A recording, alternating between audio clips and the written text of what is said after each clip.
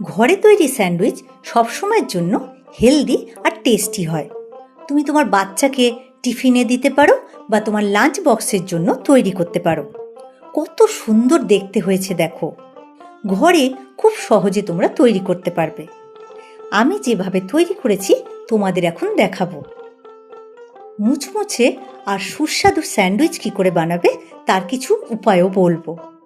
High, আমি অর্পিতা চক্রবর্তী। তোমাদের সকলকে স্বাগত জানাই স্বাদকাহানে। চলো তাহলে শুরু করি।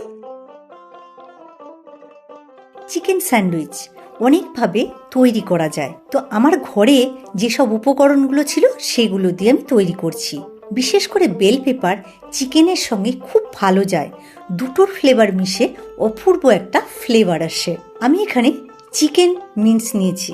আমার কাছে চিকেন কিমা ছিল, মানে একদম মিহি পেস্টই বলতে পারো। তো সেইটা দিয়ে আমি তৈরি করছি, কারণ অনেক সময় হয়তো যে ঘরে যে উপকরণগুলো থাকে সেগুলো সাধারণত আমরা ইউজ করি। তো এটা আমার বার্গার প্যাটি করার জন্য পেস্টটা বানিয়েছিলাম।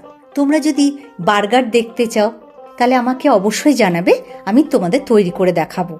অর্ধেকটা লেবুর রস দিচ্ছি, 1 টিস্পুন নুন, হাফ টিস্পুন গোলমরিচ গুঁড়ো, 1 টিস্পুন কাশ্মীরি লঙ্কার গুঁড়ো, 1 টেবিল স্পুন আদা রসুন বাটা দিচ্ছি। সব উপকরণ এবার চিকেনটার মধ্যে মেখে নেব। এইভাবে কিছুক্ষণ রেখে দেব। এবার সবজিগুলোকে একটু সাঁতলে নেব। একটা ননস্টিক কড়াই বসিয়ে দিয়েছি, এতে এবার সাদা তেল দিচ্ছি 2 থেকে 3 টেবিল চামচ, আর 1 কিউব বাটার দিচ্ছি। বাটার একটু ইউজ করবে, তাহলে দেখবে ফ্লেভারটা খুব ভালো আসবে। প্রথমে কুচনো পেঁয়াজটা দিচ্ছি, এখানে একটা বড় পেঁয়াজ আছে। 1 টিস্পুন নুন দিচ্ছি। মিডিয়াম টু লো ফ্লেমে পেঁয়াজটা একটু সাঁতলে নেব। পেঁয়াজটা লালচে রং ধরে গেছে। এবার এতে আমি বেবিকর্ন কুচিয়ে রেখেছিলাম সেটা দিচ্ছি। এখানে ছোট 4টে বেবিকর্ন আছে। মিনিটখানে আবার একটু সাঁতলে নেব। আলু সেদ্ধ করে কিউব করে কেটে নিয়েছি। মোটামুটি মিডিয়াম সাইজের একটা আলু আছে, এটা এবার দিয়ে দিচ্ছি। আলুটা দিলে একটু বাইন্ডিংটা খুব ভালো হয় স্যান্ডউইচের, আর ময়েশ্চারটা ধরে রাখতে হেল্প করে। এবার এতে কুচনো বেল পেপারগুলো দিয়ে দিচ্ছি। 3 রকম পেপার মিলে এখানে প্রায় 1.5 কাপের মতো আছে। একটু হাই ফ্লেমে আমি সাঁতলাবো, কারণ বেল পেপার যদি তুমি কম আঁচে সাঁতলাও তাহলে জল বেরিয়ে আসবে, দিয়ে সেদ্ধ সেদ্ধ হয়ে যাবে, তো পুরোটা একদম ঘেটে যাবে। আর চড়া জালে করলে বাইরে একটা ভাজা ভাজা লেয়ার পড়ে যায়, আর ফ্লেভারটাও অনেক বেটার আসে। মিনিট 5 একটু ভালো করে সাঁতলে নেব। হাফ টিস্পুন গোলমরিচ গুঁড়ো দিচ্ছি। বেল পেপার সঙ্গে গোলমরিচ গুঁড়োর ফ্লেভারটা খুব ভালো যায়। এবার এটা রেডি হয়ে গেছে। এর থেকে বেশি আমি এটাকে সাঁতলাবো না, তাহলে বেশি ভাজা ভাজা হয়ে যাবে। এবার এটাকে একটা থালায় ঢেলে রাখছি। আবার ফ্রাই প্যান বসিয়ে সাদা তেল দিচ্ছি, আর 2 কিউব বাটার দিচ্ছি। একটা কুচনো পেঁয়াজ দিচ্ছি।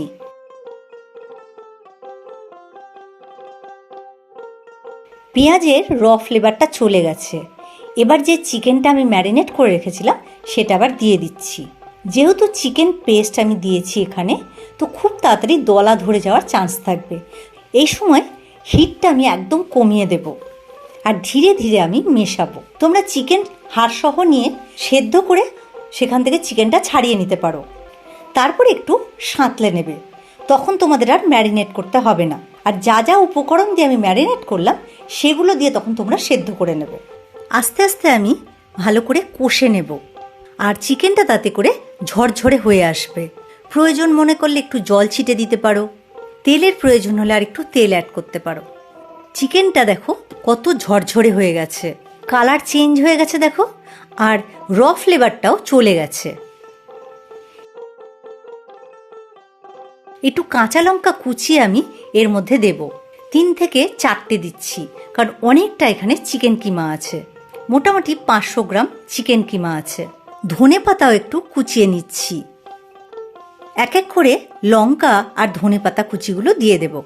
এই চিকেন কিমাতে তুমি যতটা ফ্লেভার অ্যাড করবে ততটাই স্যান্ডউইচটা খেতে ভালো হবে, আর স্টাফিংটাও খুব ভালো হবে, কারণ স্টাফিংয়ের ওপরেই স্যান্ডউইচের স্বাদ নির্ভর করে।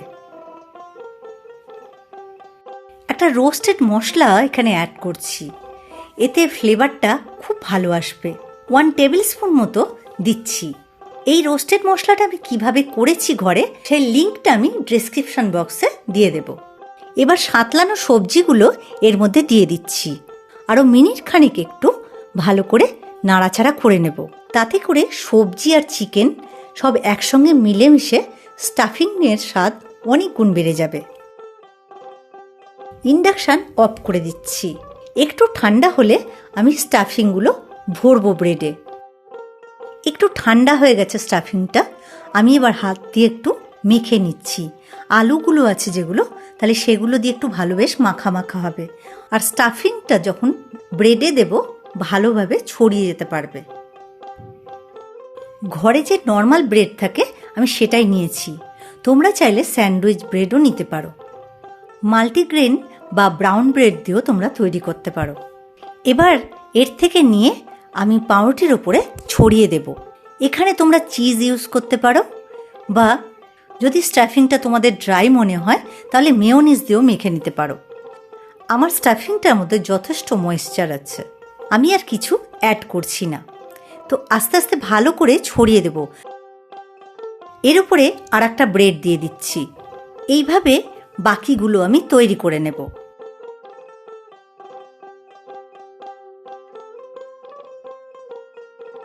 আমার কাছে স্যান্ডউইচ গ্রিল আছে, সেটাতে এইভাবে গ্রিল করতে দিচ্ছি। প্রথমে আগে প্রিহিট করে নেব, মানে একটু গরম করে নেব। আর তোমাদের কাছে যদি না থাকে তোমরা ফ্রাই প্যানেও করতে পারো এটা, বা গ্রিল প্যানেও তৈরি করতে পারো। বাটারটা একটু শক্ত নেবে, একদম গলা বাটার নিলে কিন্তু হবে না।